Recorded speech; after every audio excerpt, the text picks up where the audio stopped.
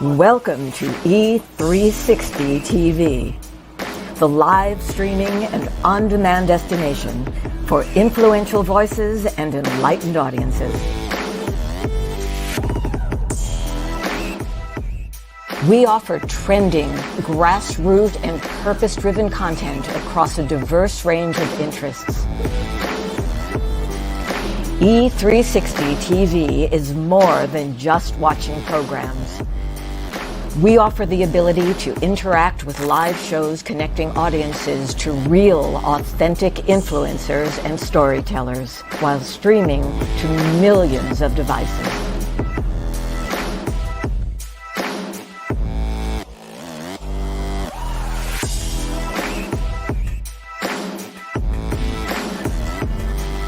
Real experiences.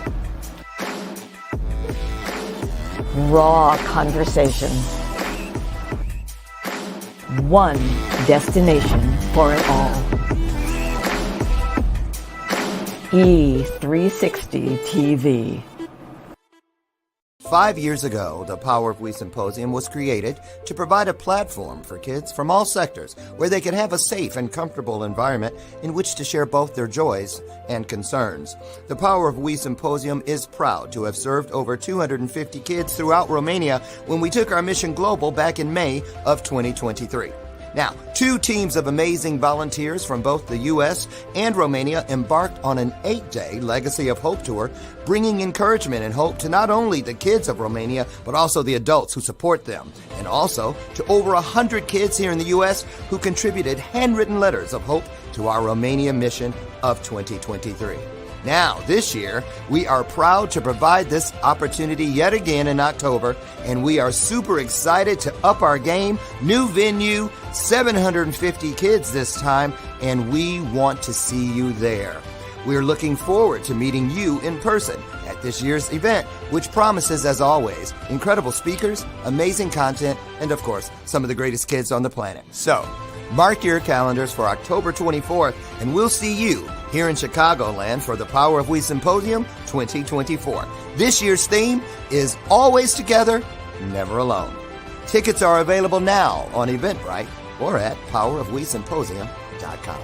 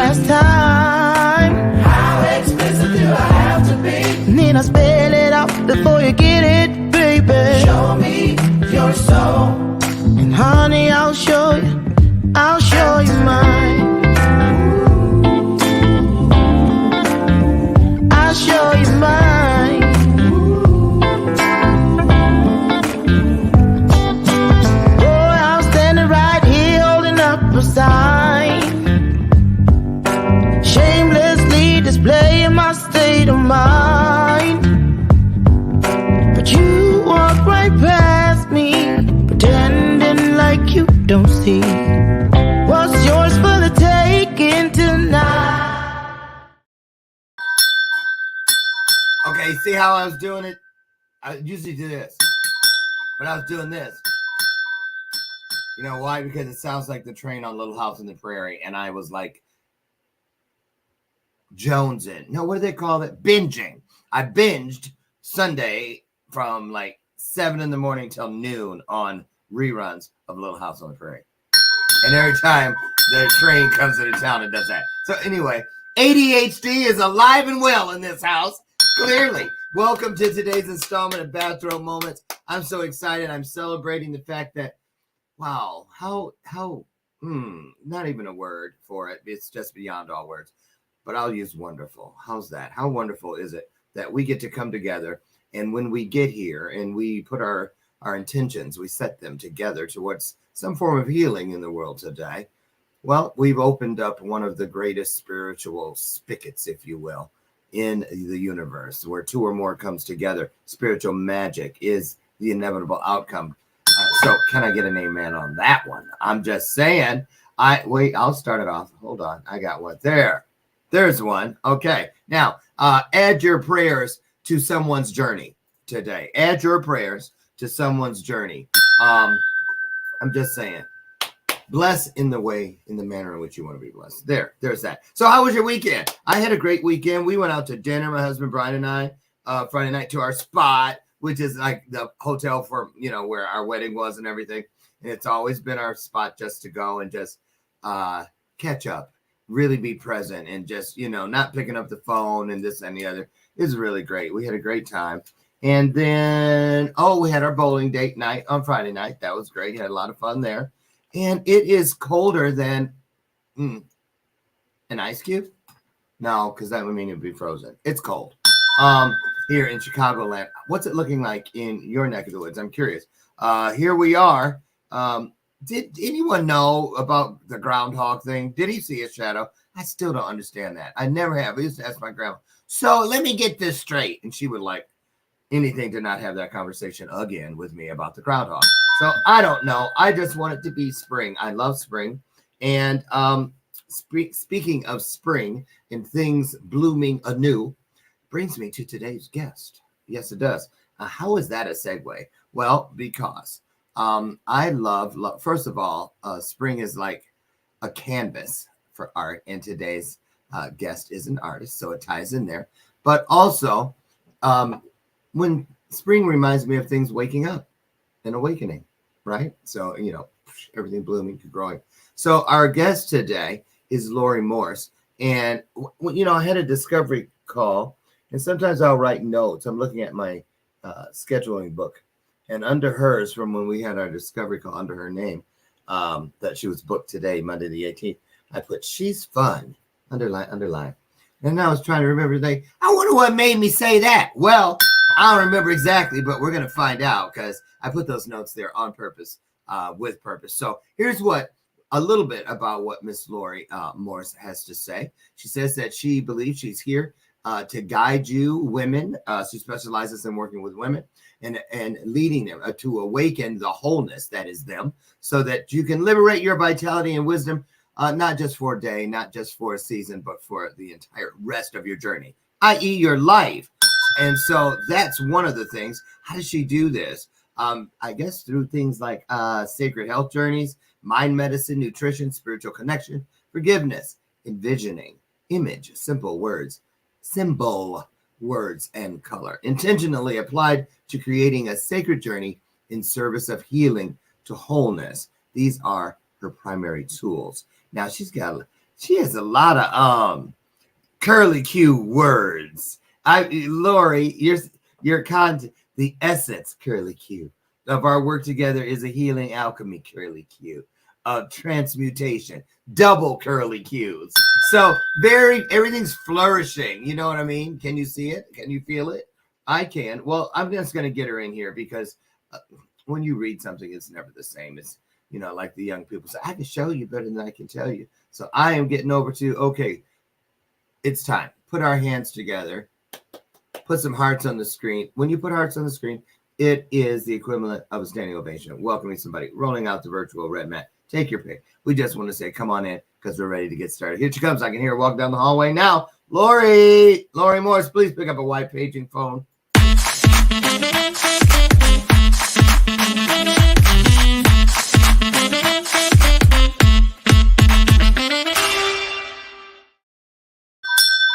Okay, there you go. Welcome to Walnut Grove. Walnut Grove, I remember that. Well, you actually kind of live in Walnut Grove. Kind of, little south, San Diego. So I know, I can't. Yeah. But I'm trying to remember what we talked about that made me write she's fun. But I do remember something about you have some kind of a nomad life. Do you know what is it? You live. No, that's not me.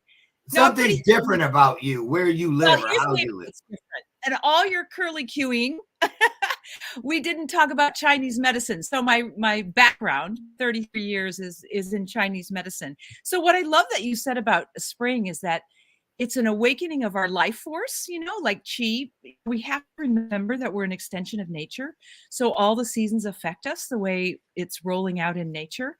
We sometimes forget that as human beings. And so, if we want to align ourselves with nature, and Chinese medicine is just a brilliant pathway, I guess you could say, that Mhm. teaches how to actually live in harmony like that. And to me, that's actually the most fun. Yes, and people that have studied and worked in China and are like you, because I have a niece who did that. She's an acupuncture doctor. And I have a client, Donna Ambrose. Hi, Donna. Excuse me. Also an acupuncture doctor, and both studied in China. And you're right. I hear it all the time. I bet you get a lot of joy from checking out people's tongues. Well, I get a joy from sitting with people, and then I have to have them stick out their tongue. So I know. See, they'll try to play it off. I know about you Western medicine people. They can tell yeah, almost right. everything from the tongue, you guys, and they start there. So you'll find out. So take us down that road. I'm going to step out first before we start the actual, this, that kind of interview thing. I'm just going to jump out for about a minute, let you say hello, kind of create your own tone or vibe with everybody, and then I'll pop back in. Sound good? All right. Okay, take it away. All you, Donna. Oh, Who's okay. Donna? So I don't know who Donna is. Maybe she was on Little Oh, House on the Prairie. Donna. You know what? Because I'm thinking Donna Ambrose, and look at your last name, Morse. It has a lot of the same letters. Right. And I was like, Yeah. I was thinking, oh, Donna must be watching, or maybe she's about Yeah. to, because I told her you were coming on. So, okay, go ahead, Laurie, not Donna. Go ahead. Okay. So I guess, where I would start is that I was in corporate for 10 years, which was miserable. It was sucking my soul dry. And then that's when the whole Chinese medicine. Excuse I me while know, I'm right? vomiting in my mouth. Yes. I just threw up in my mouth. I know Jon Stewart says that all the time. Anyway, and so it was Chinese medicine that kind of lured me from it. In all fairness, I was looking for an escape route. So there's that. And I think it's important that every human being finds something they align with, because there is something out there for us. It's just like there's a good person out there to be with. Like you found your husband, I found my husband. We played pickleball yesterday. It was really fun. We have fun. Yeah. And fun is a kind of energy that, if we think about all energy on the planet is a soup of consciousness, right? Then what we contribute to the consciousness from our own being, from our thoughts and our feelings and our choices and our interactions with people, even how we smile at the grocery store guy, right? He was in such a cute mood yesterday. I said, "Whoa, what do you like about it?" He goes, "I love St. Patrick's Day." And I go, "Well, what do you like about it?" And he goes, "It denotes that spring is coming, like you said." He goes, "There's green beer, there's car bomb cocktails," which I've never heard about. The Irish people are really nice and good people. So anyway, so it's everything we do contributes to this soup. And, we don't want to put flies in our soup, right? All of us like gourmet soup. Well, yeah, and I get it with the soup analogy. I say that as well, that it's almost like that story we had when we were kids, Stone Soup, where everybody brings whatever they can, and never feel like what you have is inadequate or non-necessary, because it is. So let me ask you. You mentioned corporate. So was there any piece of the woman that is here today in the woman that went to corporate? Because those two mindsets, those two worlds are like oil and water, Yeah. or if you're a salad person, oil and vinegar. But no, because oil and vinegar goes together. They But oil and match. water. They go. Yeah. Right. But so I like that piece to go back and tell people how did you not know this version of yourself, and what was the piece that you did know that you got rid of, or the swap out? You know what I mean? Because that's a total flip to be able to live in corporate on and day after day, week after week, month after month, year after year.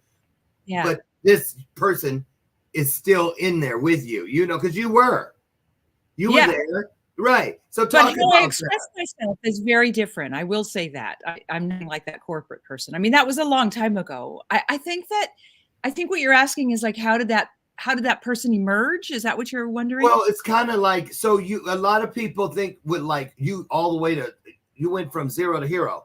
You know, you went a long distance from her to the girl that's here now. So what I'm getting at is what pieces of the you today were saying, hey, let's get out of here. Let's change this. And you're like, no, this is what I dreamed of. I went to college and here I am. You don't slip on a banana peel and end up in corporate. You choose it. And there's a lot of steps that they follow because it's so people in corporate have plans.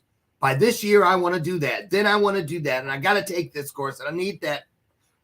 So how did you get to the point, I guess, where you're like, nope, I don't think I want to be here. And why? No, I mean, I kept waking. First of all, in the very beginning, I was like, well, this is so great. This is a great job. This is what my dad says I should do, blah, blah, and then it there's wasn't. one of them right there. Yeah. That's one of the things we were looking for. Yeah. This is what my dad. Well, it was a good setup. Dad told me it was a good setup, so I believed him until I started waking up going, you know what? I don't even want to be there. There's nothing about, I feel like I'm in a box. You know, I mean, the people were nice, thank God. And so that was good. And what I did, I was doing well at. So why do you think your dad thought that was a good fit for you? You know, here's what I'm getting at, Laurie. A lot of people say, well, that's the way it happens if, say, it's a family business, or we come from a line of realtors, or something like that. Or everybody in this family is a doctor. You see? Yeah. So where people do things based on what someone else wants. Exactly. And it wasn't like that. It wasn't like we had, finance in our history. It was just that it was a good job and that was responsible. And that where my dad was coming from. Yeah. But my soul knew different. And this is probably the gold, right? Is that our souls know better. And we can either follow the promptings and I started reading all these books. What color is your parachute? Do what you love and the money will follow. And I do all the exercises and sit by the pool and write down all the things that, that questions in the book, and started realizing, I think I want it to be something around health, but that's all I knew. It's like these popcorn droppings or these breadcrumbs in the forest, because you make it sound like my unfolding was, overnight, but it was a longer path, right? Like I just kept following the breadcrumbs, not having any clue where I was going, what it was going to lead to. I didn't even know what acupuncture or Chinese medicine was when I was reading all these books. So I thought, well, first of all, we all know that kind of of the awakening is not, you don't sit up straight in the bed and jump out. I go bing. The awakening is you're stretching and slowly you nod back off sometimes. Got to, you hit the snooze button. It's a process. It is a process. Yeah. Right. Yeah. So, but what I was asking, what I was getting at really was how much of how you got to corporate was trying to please someone else. Well, I don't know. You started with it. You led with it. And my dad said, I know, but it's, I'm a pretty independent person. So I wouldn't no, I was then too.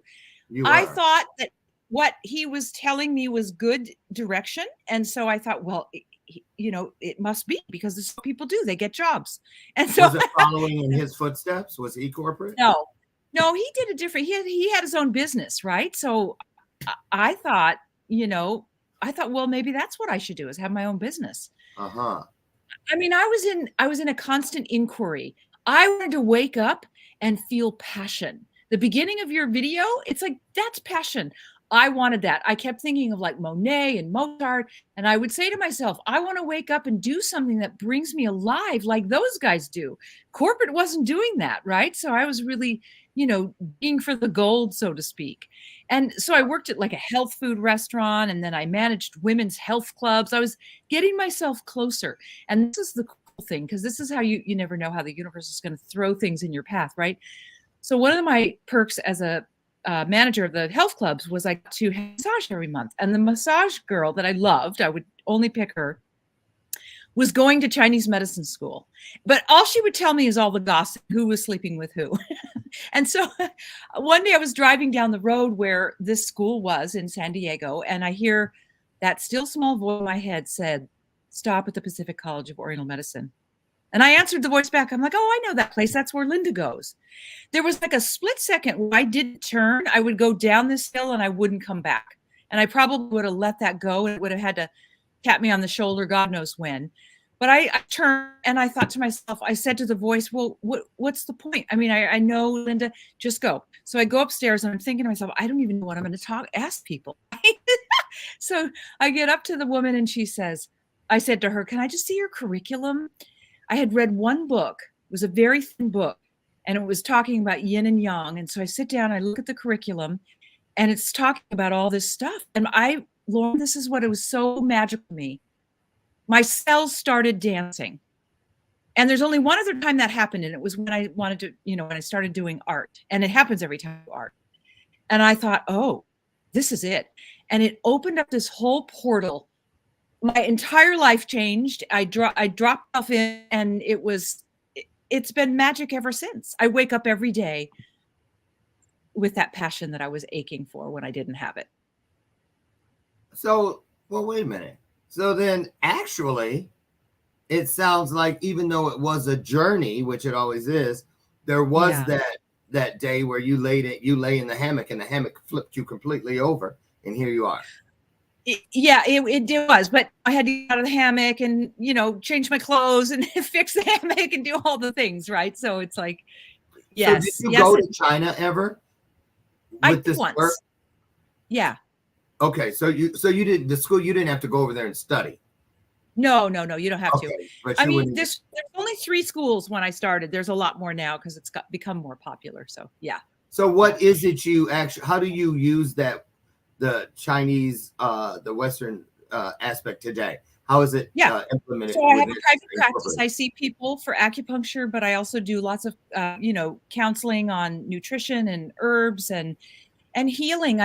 There's an aspect to Chinese medicine, which is alchemical healing, where we can get into deeper places of, like of our soul and access what our soul really wants for this life.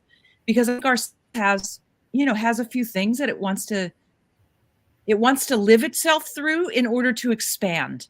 And there are certain platforms in which that gets to happen, certain relationships, certain playgrounds that we play on earth. And so that's what really is turning me on at this point, because anyone can fix an elbow or a knee or whatever that's in this medicine. And I can do that too, but I really love that deep soul alchemy work. So when what came first, the chicken or the egg? Okay, I want to work in Chinese medicine, or I want to work with women specifically. So did you Chinese medicine came first? Okay. Yeah. Chinese medicine came first, and then I went through pause starting 20 years ago, and I was like, whoa.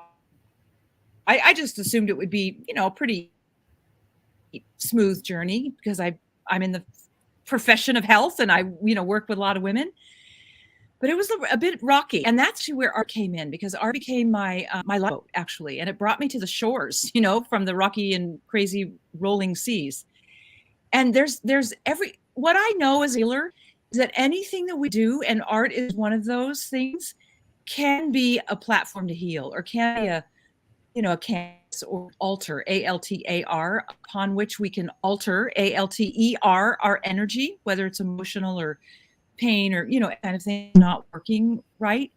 And we can intend, you use that word in the very beginning, use our conscious intention to move energy and heal it. And that's what we're here for right now on the planet.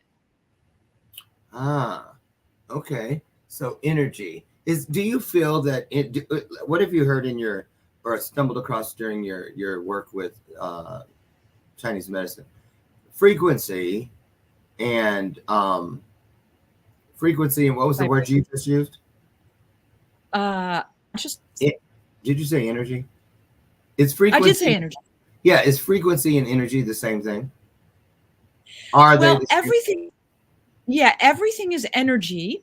Everything. The distinction is what is the frequency is what makes a hand a hand, or a bone china up a bone china cup, or a tree a tree. That's the frequency or the vibration that distinguishes it from something else based on its frequency. Okay. So, but they work, so they're cousins. Yeah, well, I would say energy is the umbrella under which frequency drips. Under which figure? Okay. So again, so what made you choose just women? I'm always interested in that because I have a lot. And this week it's all women, and I think 4 out of the 5 of you work specifically with women. So I'm gonna, and it was just Women's Day, like yes, you're right. International Women's Day. I think it was Friday. Yeah. Yeah. Okay. So why do you think so many women specialize? I mean, why do you think that is? I can tell you. Okay. Well, first of all, I'm a woman. That's obvious. But more importantly is that in the balance of energy on the planet, in the balance of consciousness on the planet, it has been pretty much masculine dominant for a long time. And that the feminine or the female energy has not been as equal or as harmonized to the masculine. And that is changing significantly. But women, the energy of women, and all of us have it. We all have masculine and feminine. So you have feminine, I have masculine, like that. But the feminine parts of us, and this is why art becomes important, because we get to cultivate this. The feminine part of us they're waking up, right? Like intuition and wisdom and flow, and instead of pushing the hill and forcing and all of that masculine energy, which we all have very well developed, especially in Western cultures, we have to actually consciously participate and curate in ourselves this feminine energy. And it's important because she's here. The feminine is here. And so we all have to live into that in order for there to be greater harmony on earth. Most hearts would rather have peace than war, would rather have kindness than hatred. And we're going to get that not only in feminine energy, but through feminine energy. And so we have to develop it. So, okay. And that makes perfect sense to me. Now here's what I want to know, because I have so many, even in my coaching portal, there are, well, I'm going to use Dr. Kalpana as an example. Love her to death. She has a brand new show. Here's the shameless plug, you guys, right here on every Sunday night. She was on last night. Gloves Off, and she is a board certified surgeon, and she walked away from that career because she was doing surgeries better than most of the men in the hospital, but getting paid less than all of the men in the hospital because simply, as she puts it, she's a woman. And I'm like, what? How can that still be happening? So my question is this, Laurie, and then we can move on around the corner from this, the thing about the women and the feminist movement, blah, blah, blah. And not blah, blah, blah. Don't send hate mail. No, I hear you. Not you. I know. I'm talking to my cousin Joy who's watching. And take much to set her off. Woo! I love you, Joy. But no, really, because what I'm getting at is I understand and I completely agree with you guys. A lot of men do. A lot of us are allies. We really are. Yes. And I'm a gay male, so it makes it even easier for me to see it from where I sit. So I want to say this, though. But what about the masculine and feminine is in both genders? Yes. But don't you think something needs to happen for the men to be able to raise their feminine consciousness so they can match the growth of the women? Because clearly there's some force moving beneath the surface. I would have never thought walking through the hospital that most likely at the hospital where I go, the men are getting paid more to do the same surgery as than the women. And I just go like, well, wait a minute. That doesn't sound fair to me. And I'm a man. So what can we do to raise our, to understand better? Yeah, that's a beautiful question. And I think the thing that comes to mind that drops in from, my higher wisdom is the more of us, men and women alike, who are operating from our heart, like as the pilot and our head as the co-pilot, the more this balance will find its way and the faster. And men and women can do that equally alike, but we're conditioned to come from our headspace and from our intellect and our analytical side. That is a masculine feature. And there's nothing wrong with that. It just shouldn't be running the show. You know, it just shouldn't be taking up the entire stage. And that's what it's been for too long. Right. Like the only thing on the menu. Yeah, exactly. And it's like, You know, no, we have other yeah, things. Yeah. I get it. I agree.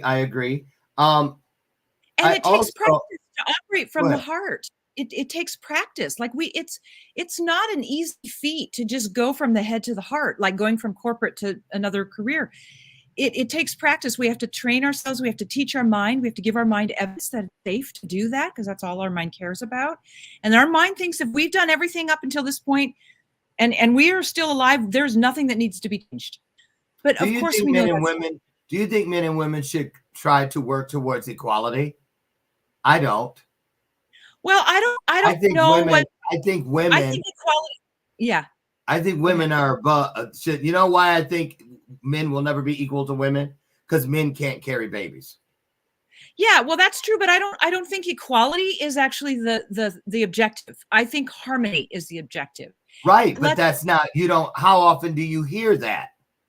Well, exactly, but this is an elevation of consciousness that we would be looking at, right? Go from yeah, I mean, I could explain a whole thing on that frequency, but we could go from equality to harmony, but we can't do it without our hearts. Our hearts already know it. Our hearts are trying to find words to sort of make the square peg fit in the round hole, but that's not really actually going to work. Mm-hmm.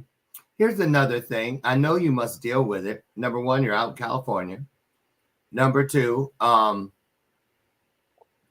just when I go to your website, and I'm looking in here, it's got the colors, it's got all of the curly cues that I mentioned earlier, which pushes a lot of people to go to this next definition.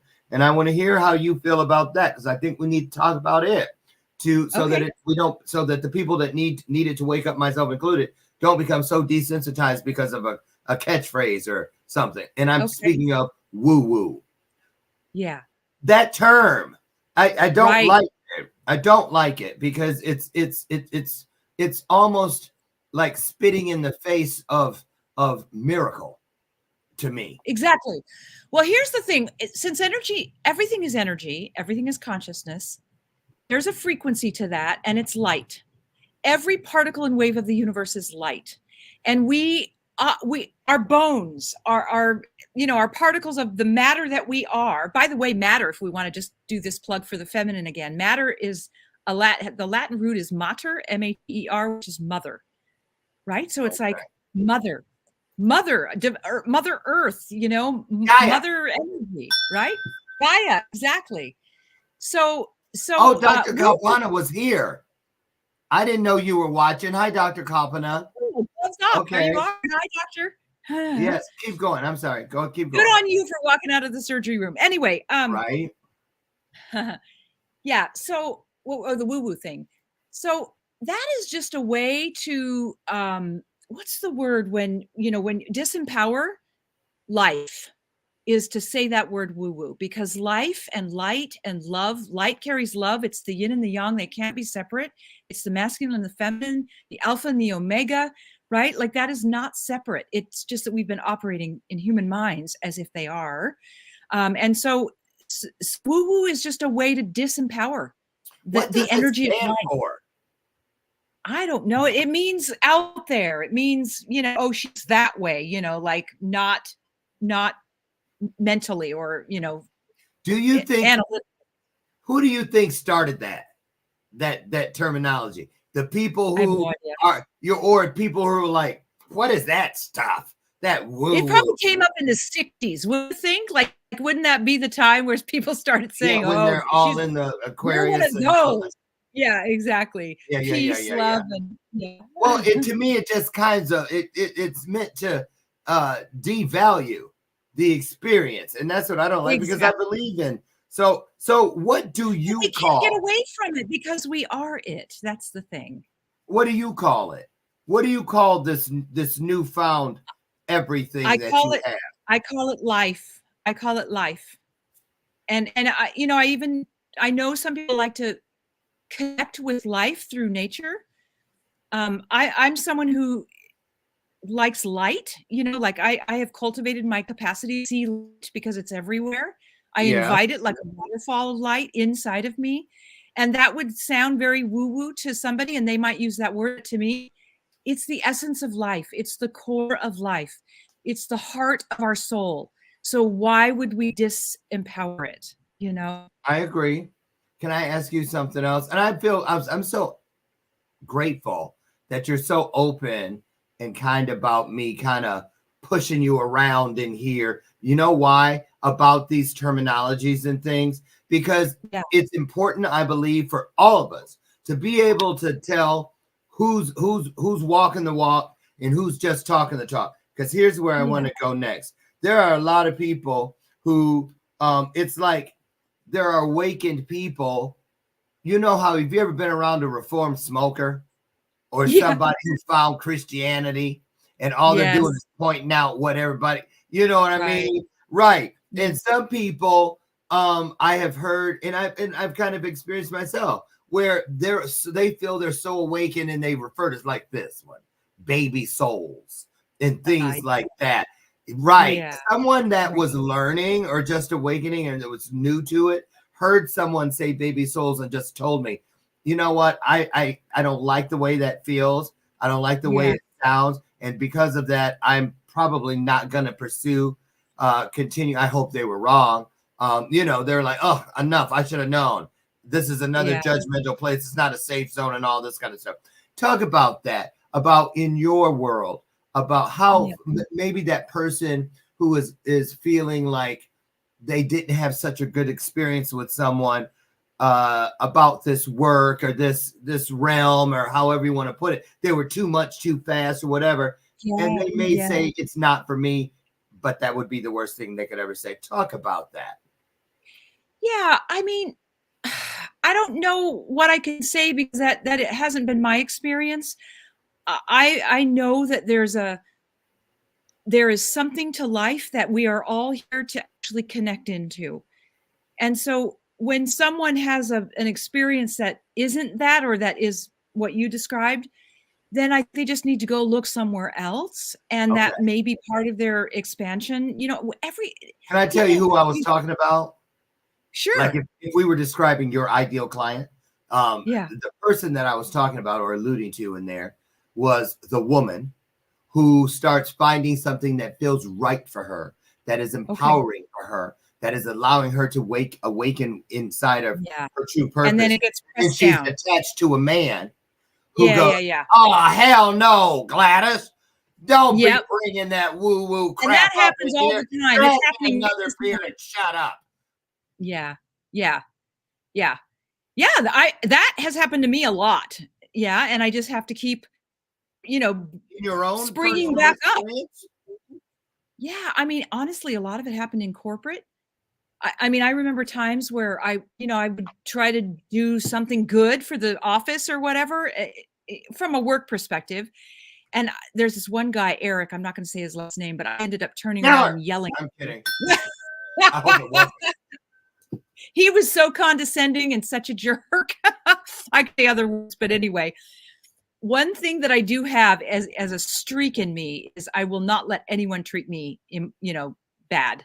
And so they'll hear about it, and I won't. I won't. Have you always been that way? Yeah, I think I have a streak. Yeah. So women that come across your front yard that you come into close contact with, I know you've heard this, where they start, even when they're changing their bodies and stuff, getting in shape or whatever it is. And at first, because when I used to coach women in that, transforming their bodies, their husband would pay for the sessions and their and then get mad because and then when they started changing, they're like, "Who you getting all sexy for? Yeah. Now you got to run out and cheat on." I mean, just crazy stuff. And I was like, "Girl, for real, your husband? I thought he was supportive." So that's what I mean. Since you work with women, what do you do, or what are some of the resources? What can some women do that maybe they need to awaken in silence, like in the closet? Yeah, I don't know that they need to. I mean, it's going to be a case by case thing. I actually don't have clients who have that experience at that level. Thank God. But if they do, then we have conversations about what are their choices, like, is this who this person has been their entire life, or is this just new coming online? Do they need to go to counseling? Does he need to go to counseling? Does he need to go to counseling? Most of the time they say no, not all the time.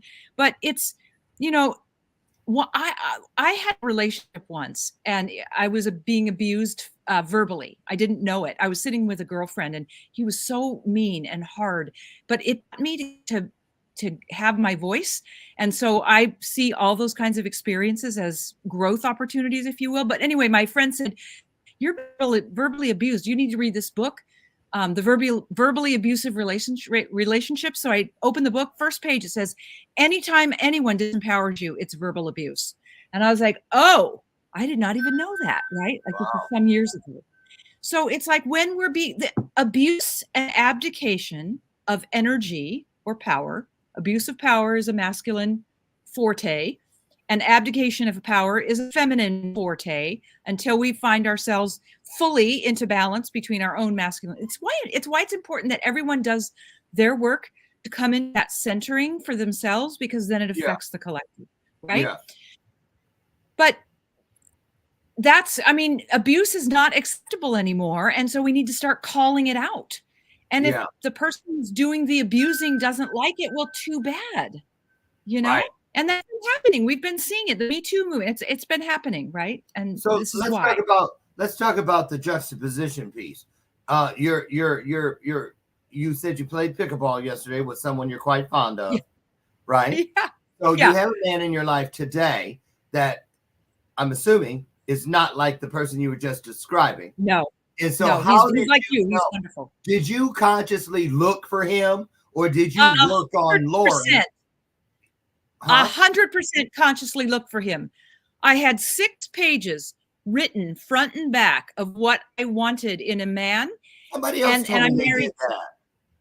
And how I knew what I wanted, how I knew what to put on those pages, is for everything that I experienced, and I knew I wanted the opposite.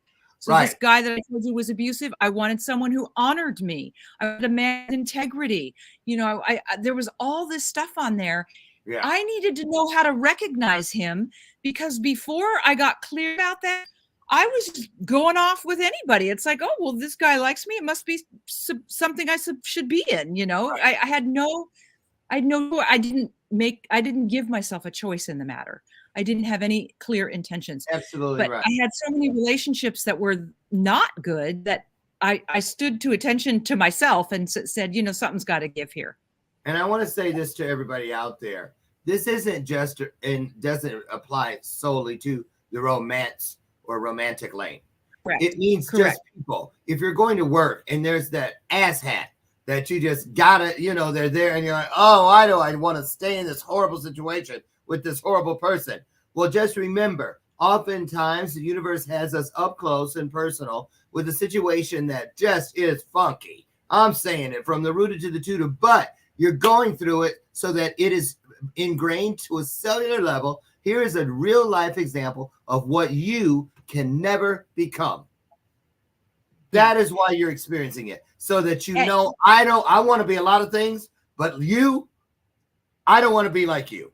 So thank you for, I wouldn't have even known, because I'm going to tell you why that's important. Every time I looked at something like that, I then went back to my own gardens and I started moving everything I was growing to make sure there were no weeds that resembled what I just experienced anywhere in my own world. So really, you can bless those people later and say, you know what? I would have never, like you could. All those guys that, or experiences that were not so good, they are responsible or had a hand in leading you directly into the arms of who you're with today. So thank 100%. You. I couldn't have got here without you. Now go help somebody else find the right person. Yes. That's how I exactly. Can we get an amen? Yes. Can we now? And you best believe we can. Boom, boom, boom. There it is. Listen, let's pivot over to, I just love this. I'm going to pull it up. I want people to take a look at this wonderful art of yours. It's absolutely amazing. And I'd like to share some of it. This is Laurie's, it is lauriemorseart.com. And we're going to put that on the screen for you here in a moment. Laurie, tell them about your work and what they're going to find when they come over, because I know they're going to come over. And we'll start right there. I'm going to come back in and then just blow it up and let you talk about it. Yeah. Well, okay. So art to me is, I've already said this, but art to me is a way that I can sit with, it's like a date with my creative life force, which we all have. People don't think they have creativity to them, but the same energy that's beating our heart and pumping blood is also has a creative impulse. That's just the nature of the universe, and everybody has it. So I felt like it was important to like cultivate that and create a relationship with that, and then it ends up being art on a piece of canvas or a piece of wood, a piece of watercolor paper, and there's healing energy in that. So there's all the colors of paint that I use can be categorized as divine rays of light, rays of energy, and they all have certain qualities and certain aspects to them that are virtuous, right? Like our higher qualities that we are trying to cultivate as human beings. And so I'm very consciously and intentionally aware of pulling in specific colors for specific reasons. And selfishly, I'm doing it to move my own energy. Then it ends up moving, viewers of the art. So, that's when it's got something, because it's not just for me; it's for life, if you will. Right. Where do you get your inspiration? Mostly nature. It's almost 100% nature. And I don't like to paint representationally, because I had an art teacher once say, abstract art is the disruption of reality. And I thought, bingo, that's what I would want my art to do, is to disrupt a reality that is no longer serving the individual or humanity in general. And so that's how I play. Laurie, the lotus flower. Yes. Go ahead. Talk about this collection. It speaks to me. Does it? Yeah. The lotus flower has a very deep meaning to me, because the lotus grows out of deep, dark, dank, muddy conditions. And it's pulled up by the light into this blossom of beauty, right? And to me, that's what each life is we have our pain, we have our suffering, we have our traumas, we have our program that we were, forced into when we came into different families and cultures and like that. And, some of it's good, but some of it's, the grist for the mill, if you will, to cultivate ourselves. And so I see humans as like a lotus flower. And so I love to paint lotus flowers. It's probably one of my favorite things to paint. Your work is so distinct to you. I could see it right here for the first time and be somewhere on the other side of the planet and see something hang on the wall and immediately know it's you. Yeah. That's cool. Yeah. Really beautiful work. So can you tell folks more about, it's moderately priced. Do you do work on commission, or is everything there on the site that they can? I do work on commission. Yeah. You do. In fact, my VA is putting up a page right now with commission, the ability to get commission work done. So really beautiful work, Laurie. Seriously.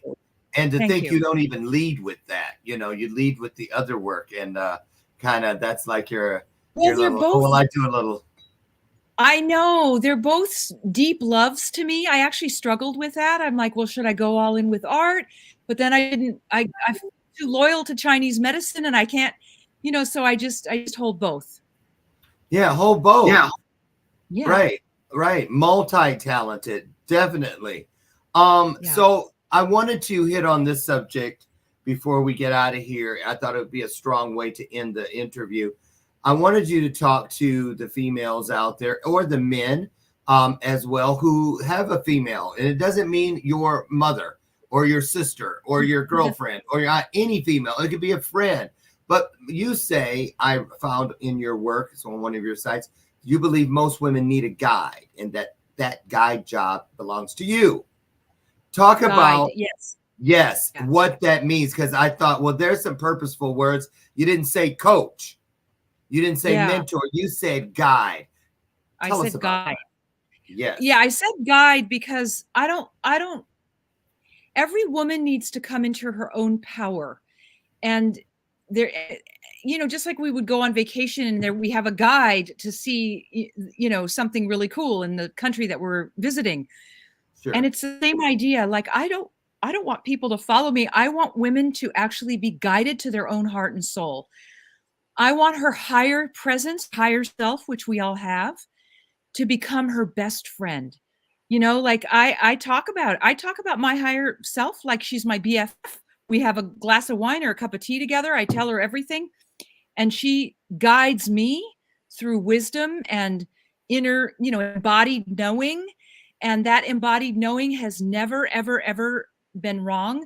The only time I have to, clean up messes is if I let my head get in the way and I change the direction of the guidance, if you will. Sure.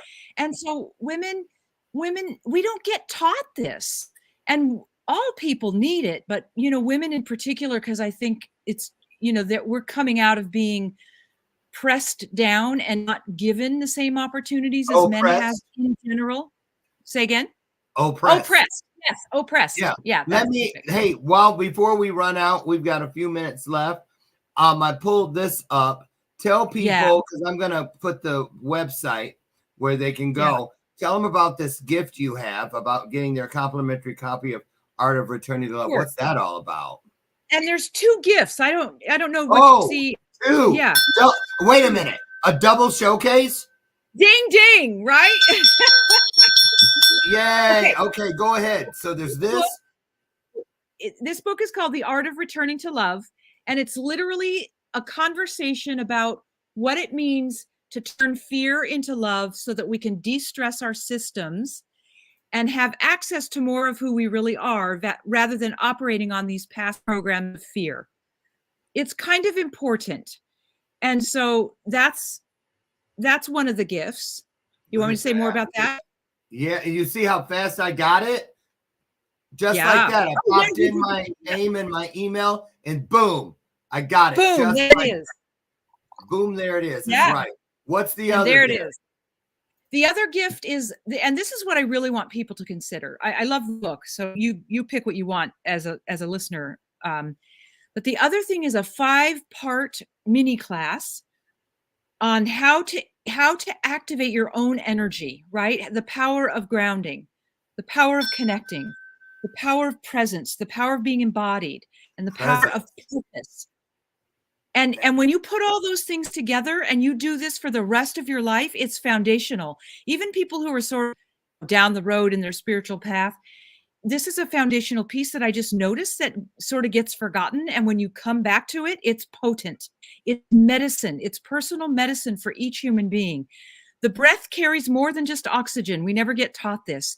There is cosmic life force in every single breath that is healing and that is its own guidance in and of itself. And that when we are in a direct relationship with it at a conscious level, we can guide it, we can move it, we can, increase it. And a lot of people, women in particular, have a complaint of not having enough energy. So it's more than just that. It's like, I don't know, I could say more, but that's the gist of it. I implore people to become a curator of your own energy. Start by managing it, and then you can master it later down the road. But you got to start by managing your own energy. And this is a tool that will help you do it. And it will help you do it powerfully, and then be able to access your own personal medicine by your own energy, because we can. I'm getting a download. Sorry to butt in, but I have to. No, do it. I'm getting a download. So listen, people out there, whether you're watching live or on the replay, this is for you. The download I just received about you, you're one of your anointings, let's say, because, a lot of people do this work, but some people have special gifts they just do. And I was just told that one of your special gifts, one of your anointings, is that you can make this seem very easy for the person. It's not even easy. They told me to change the word easy into natural. How to lead a person into the natural way for them to understand, enter into, and hold on to this for as long as they want or need it. Yes. And so in other words, breaking it down from industry jargon to layman's terms. And so if you're feeling like you've tried things and it didn't click, like you tried to learn to transcendental meditate and it just wasn't your thing. Or you tried Reiki and I didn't feel anything. I don't know if it have. Don't give up. I'm telling you, I've been told that if you have hit some walls in your awakening process, and before you give up, check this lady out right here on the screen. And if here are two ways right there in front of you. On top, createtohealstudio.com is one road. And then if Facebook is your jam, it's scrolling underneath Creating Sacred Health. Now, is there any other, are you on Instagram or any of those places? But these are I'm on Instagram and LinkedIn. Yeah. So okay. Laurie Morse is the way to get there. Okay. All right. Perfect. Yeah.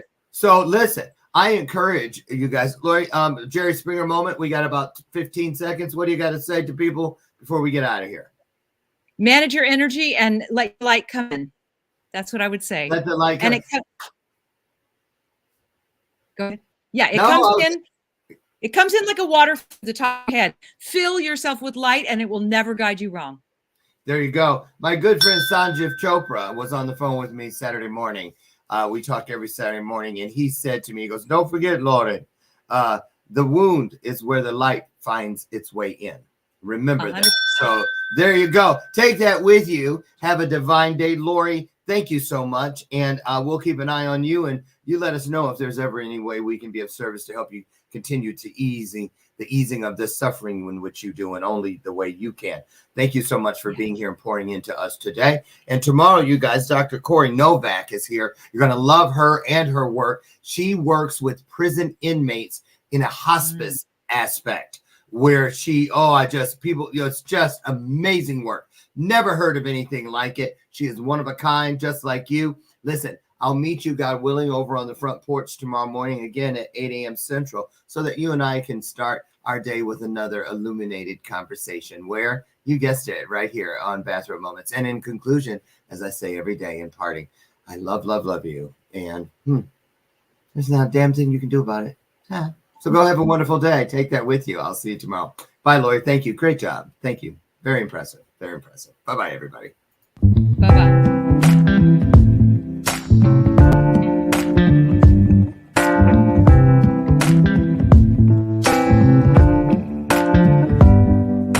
Show me your soul.